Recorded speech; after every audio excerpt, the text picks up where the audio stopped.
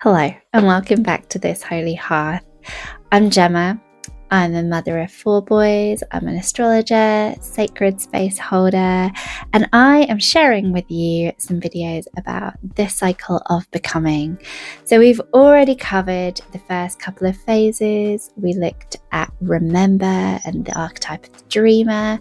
We looked at root and the archetype of the initiate. Now we have reached the tending phase and the archetype of the priestess. And this is personally a big one for me because this is very much the phase that I'm in at the moment, that I have been learning about for a while now, just through my personal experience. And the tools that I have learned in this journey have been really supportive for me. And so I'm so excited about sharing them with you, about really honoring this phase within myself.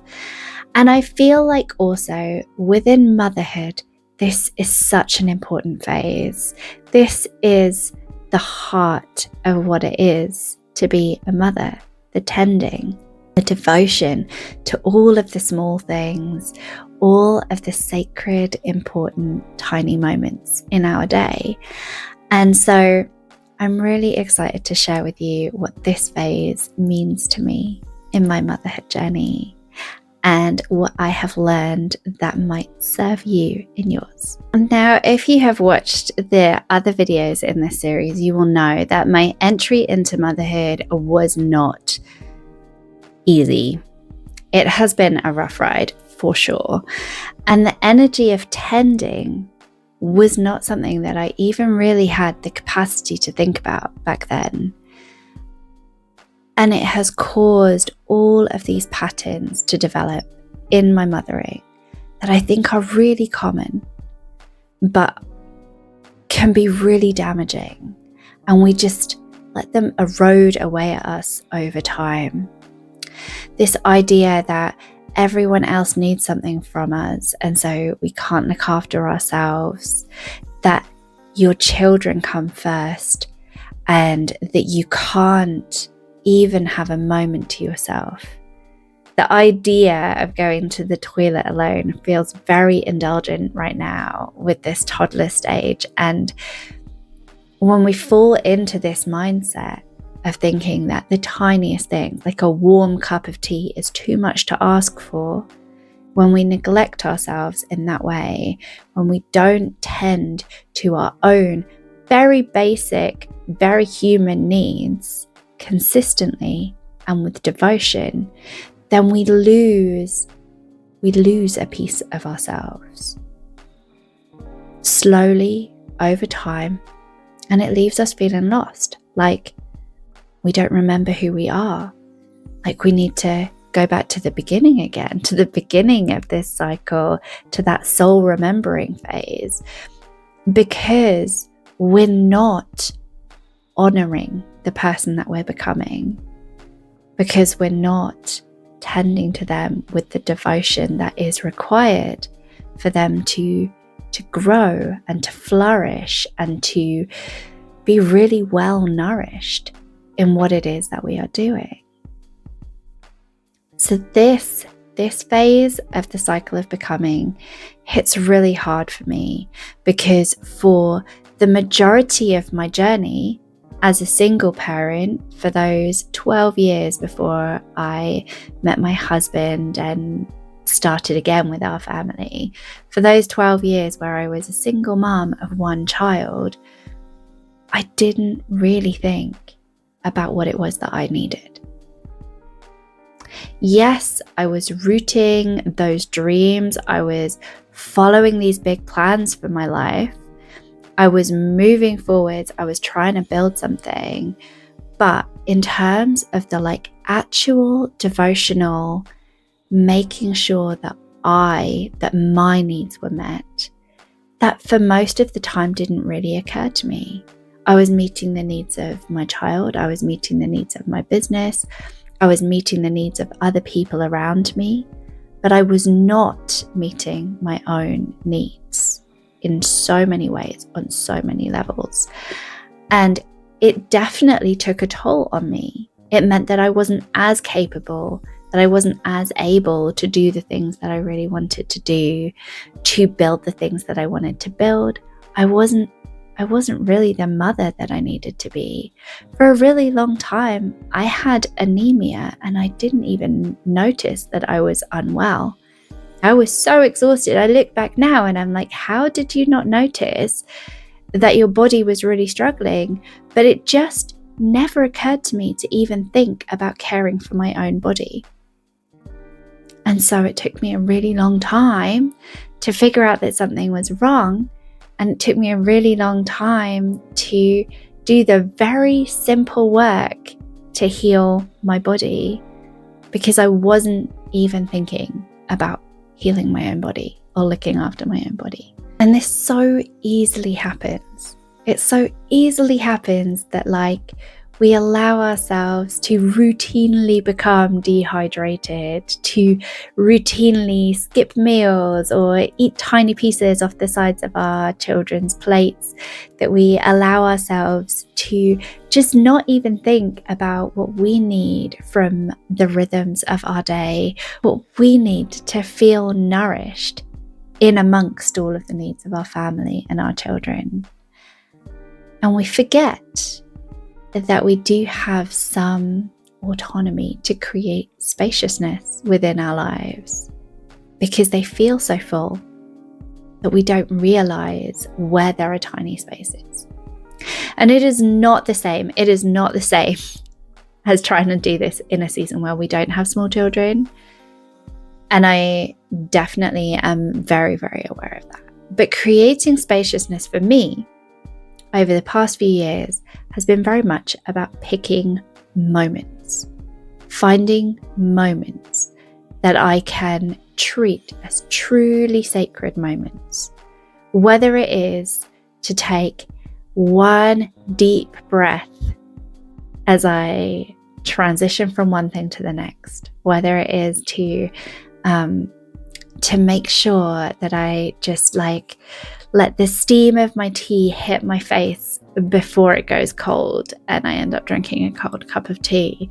But just allow these moments to be a sacred moment of honoring ourselves, of honoring our needs and the things that really nourish us. We might not be able to spend lots of time doing I was talking not long ago about the time when I would get up early before my kids to try and go for a run, or I tried to do it once for meditation, and after a couple of weeks I realized that it doesn't matter how early I wake up, my kids will find a way to wake up earlier and interrupt whatever it is that I'm trying to do.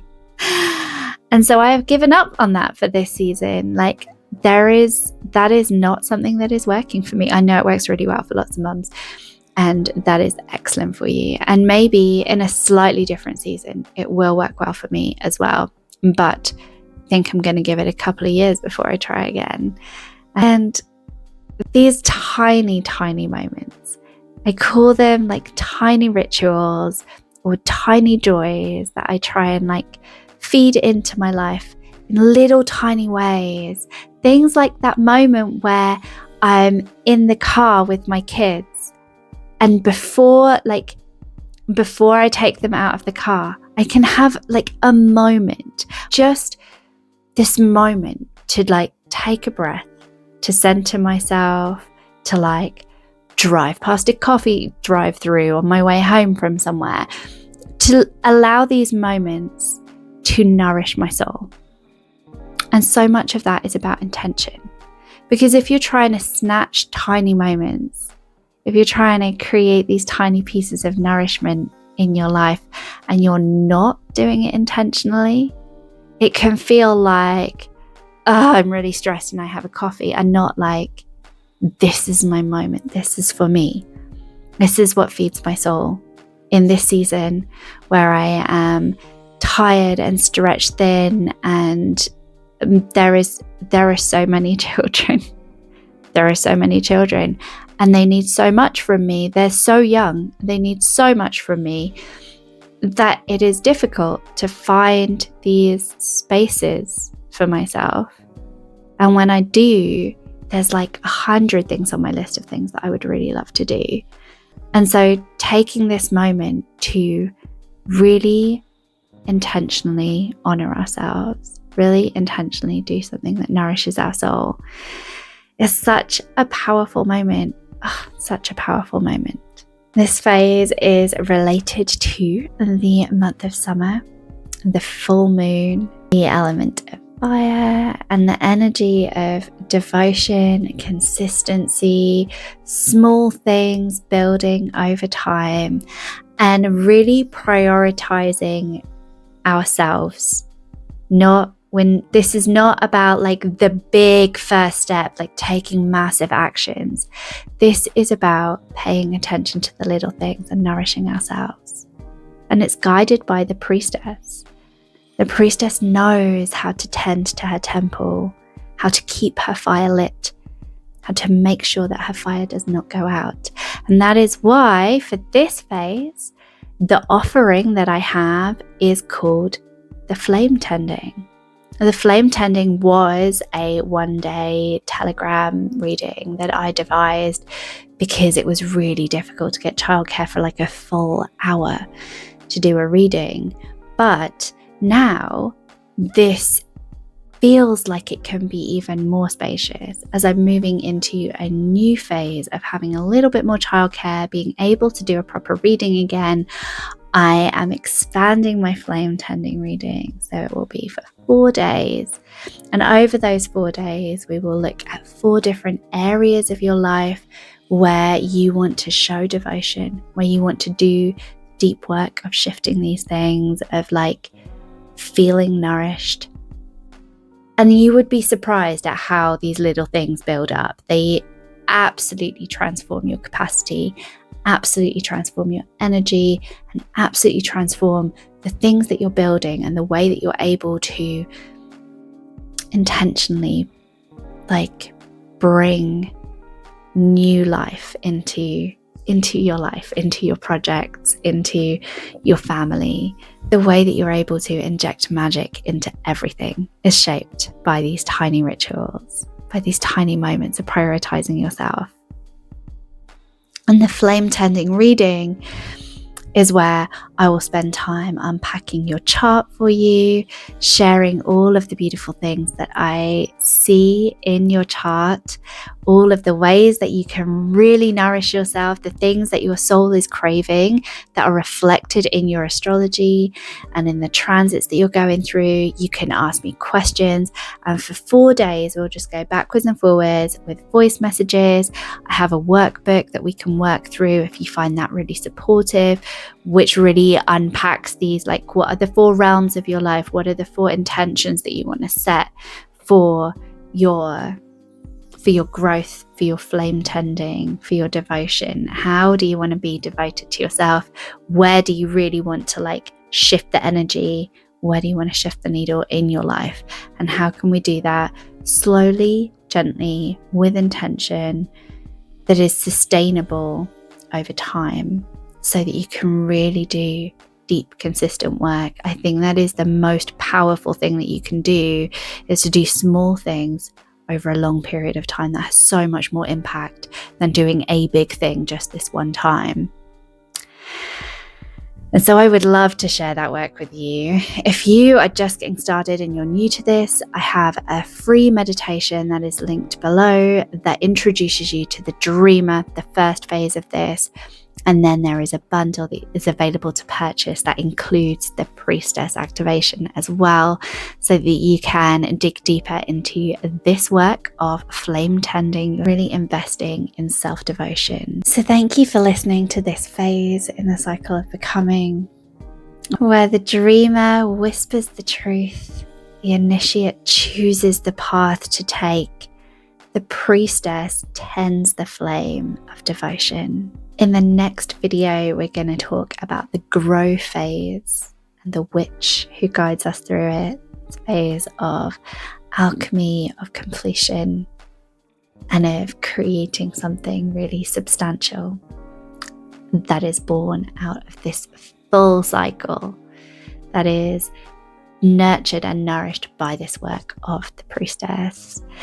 So I hope that you will join me for that too. And if you've missed the previous videos, do go back and check them out. I will put them all in a playlist when they are all released.